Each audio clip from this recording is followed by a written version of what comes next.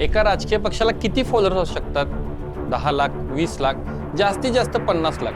पण विचार करा, एका राजकीय चळवळीने फक्त काही दिवसात इंस्टाग्रामवर चक्क देशातल्या सर्वात मोठ्या सत्ताधारी पक्षाला म्हणजेच भाजपालाही मागे टाकले. आणि या पक्षाचं नाव काय आहे? कॉकरोच जनता पार्टी. होय, तुम्ही अगदी बरोबर ऐकले. एक झुरळ आता राजकारणाच्या मैदानात उतरले आणि याने संपूर्ण देशाचं लक्ष वेधून घेतले. आजच्या व्हिडिओमध्ये आपण सविस्तर जाणून घेणार आहोत की ही कॉकरोच जनता पार्टी नक्की आहे तरी काय, ती कोण आणि का बनवली, आज अचानक त्यांचं ट्विटर अकाउंट भारतात का बॅन करण्यात आलं, तिचं पुढचं भविष्य काय आहे आणि ध्रुव राठी सारखे मोठे युट्यूबर्स यावर काय म्हणत आहेत. व्हिडिओ शेवटपर्यंत नक्की पहा, कारण आजच्या राजकारणाची ही सर्वात मोठी आणि रंजक घटना आहे.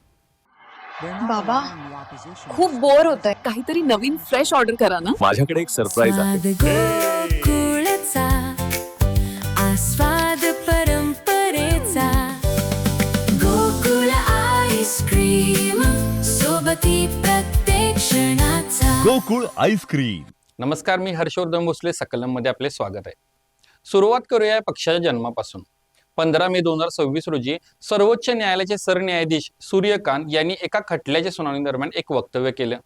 ते म्हणाले होते की काही बेरोजगार तरुण ज्यांना नोकरी मिळत नाही ते एकतर RTI कार्यकर्ते होतात किंवा सोशल मीडिया पत्रकार बनून व्यवस्थेवर हल्ला करतात, टीका करतात. ते समाजातील परजीवी किंवा झुरळासारखे आहेत. नंतर त्यांनी स्पष्टीकरण दिलं की त्यांचा रोग फक्त बोगस पदवीधारकांकडे व काही बेरोजगारांकडे होता, पण तोपर्यंत जे नुकसान व्हायचं ते होऊन गेलं होतं. याच वक्तव्याने देशातील लाखो बेरोजगार तरुणांच्या संतापाला वाट मोकळी करून दिली, ज्यामुळे दुसऱ्या दिवशी 16 मे रोजी एका तरुणाने कॉकरोच जनता पार्टीची घोषणा केली. हा तरुण दुसरा तिसरा कोणी नसून आपल्याच महाराष्ट्राचा छत्रपती संभाजीनगरचा अभिजित दिपके हा आहे. 30 वर्षे अभिजितने पुण्यातून पत्रकारितेचं शिक्षण घेतलंय आणि सध्या तो अमेरिकेतील बॉस्टन युनिव्हर्सिटीतून पब्लिक रिलेशन मध्ये मास्टर्स करत आहे. त्याने या बेरोजगार तरुणांच्या अपमानाचा बदला अत्यंत हटके आणि उपहासात्मक मार्गाने घेतला. आता बोलूया CGPच्या सध्याच्या आणि सर्वात ताज्या परिस्थितीबद्दल. हा पक्ष सध्या इंटरनेटवर अक्षरशः धुमाकूळ घालतोय. अवघ्या काही दिवसात या पक्षाच्या इंस्टाग्राम अकाउंटने फॉलोअर्सचा टप्पा पार केला. शिवाय त्यांना मिळत असणारा रिस्पॉन्सही वाढतोय आणि जगातल्या सर्वात मोठ्या पक्षाला म्हणजेच भाजपलाही त्यांनी मागे टाकले. पण हे सगळे इतक्या वेगाने वाढलं की सिस्टीमची झोप उडाली आणि याचाच परिणाम म्हणून आज 21 मे रोजी कॉकरोच जनता पार्टीचं अधिकृत एक्स अकाउंट भारतात तडकाफडकी ब्लॉक करण्यात आलं आहे. तुम्ही जर आता हे अकाउंट उघडून पाहिलं तर त्यावरती account withheld in India in response to a legal demand असा मेसेज दिसतो. म्हणजेच कायदेशीर मागणीनुसार हे अकाउंट बंद करण्यात आले. या बंदीवर पक्षाचे संस्थापक अभिजित दिपके यांनीही लगेच प्रतिक्रिया दिली. त्यांनी ब्लॉक झालेल्या अकाउंटचा स्क्रीनशॉट शेअर करत लिहिलंय, अपेक्षित असल्याप्रमाणे कॉकरोच जनता पार्टीचा अकाउंट भारतात ब्लॉक करण्यात आला आहे.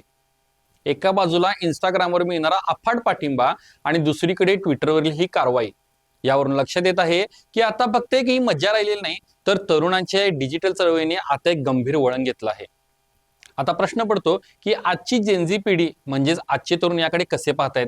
तरुणांसाठी हा फक्त एक टाइमपास राहिलेला नाही, तर त्यांचा एक मोठा प्लॅटफॉर्म बनलाय. देशात वाढती बेरोजगारी, वारंवार होणारे पेपर फुटीचे घोटाळे आणि सिस्टीम बद्दलची कमालीची निराशा या सगळ्यांवर राग व्यक्त करणारा एक अचूक साधन म्हणजे ही कॉकरोच जनता पार्टी. आजच्या तरुणांचं साधं गणित आहे. जर सिस्टीम आम्हाला कीटक समजत असेल तर आम्ही कीटक बनूनच तुम्हाला प्रश्न विचारू. आजकालच्या तरुणांना पारंपरिक राजकारणाचा आणि नेत्यांच्या खोट्या आश्वासनाचा कंटाळा आलाय. त्यांना त्यांचे प्रश्न मांडण्यासाठी एक वेगळा उपहासात्मक आणि डिजिटल मार्ग हवा होता, जो त्यांना या पार्टीच्या रूपात मिळाला आहे. या संपूर्ण प्रकरणावर सोशल मीडियावरील मोठे इन्फ्लुएन्सर्स काय म्हणत आहेत?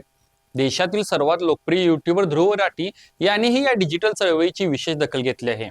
ध्रुव राठी आणि इतर राजकीय विश्लेषकांचं असं म्हणणं आहे की ही एक उत्तम प्रकारची डिजिटल प्रोटेस्ट आहे. जेव्हा देशातील मुख्य प्रवाहातील मीडिया तरुणांचे खरे प्रश्न मांडण्यात अपयशी ठरतो, तेव्हा अशा प्रकारची व्यंगात्मक चळवळ उभी राहते. ध्रुव राठी सोबतच प्रशांत भूषण यांच्यासारखे ज्येष्ठ वकील आणि सामाजिक कार्यकर्ते तसेच तृणमूल काँग्रेस सारख्या विरोधी पक्षातील नेत्यांनीही या पार्टीला आपला पाठिंबा दर्शवला आहे. तर मग कॉकरोच जनता पार्टीचं भविष्य काय आहे? हा पक्ष खरोखरच भविष्यात निवडणूक लढणार का? काही बातम्यांनुसार आगामी निवडणुकांमध्ये CGP आपला उमेदवार उभा करणार असल्याची चर्चा आहे. अनेक जण या पार्टीकडे निवडणुकांमध्ये नोटाला एक प्रभावी पर्याय म्हणून पाहत आहेत. कॉक्रोच जनता पार्टीचे एका चळवळीत रूपांतर होताना दिसत आहे. मात्र कॉक्रोच जनता पार्टीचं राजकीय पक्षात रूपांतर होणार का, यावर बोलताना अभिजित दिपके यांनी म्हटलं की नक्कीच होईल, पण आता त्याबाबत ठामपणे सांगणं थोडं अवघड आहे. कारण सर्वांनाच माहिती आहे की ही कॉक्रोच जनता पार्टी आम्ही कोणतंही नियोजन करून सुरू केलेली नव्हती. जर सरन्यायाधीश सूर्यकांत यांनी ते वक्तव्य केलं नसतं तर आज कदाचित हे घडलंही नसतं, असं अभिजित दिपके यांनी म्हटलं आहे. राजकारणात कधी काय होईल हे कोणीच सांगू शकत नाही. काल जो एक नुसता मीम होता ती आज एक मोठी चळवळ बनली आहे आणि ट्विटरवर बंदी आल्यामुळे ही आग आता आणखी भडकण्याची शक्यता आहे. तुम्हाला काय वाटतं? कॉक्रोच जनता पार्टी महाराष्ट्राच्या आणि देशाच्या राजकारणात काही मोठा बदल घडवून आणेल का, की ट्विटर बॅननंतर हा विषय हळूहळू शांत होईल? तुमचे विचार खाली कॉमेंट्समध्ये नक्की सांगा. हा व्हिडिओ आवडला असेल तर लाईक करा, जास्तीत जास्त मित्रांना शेअर करा.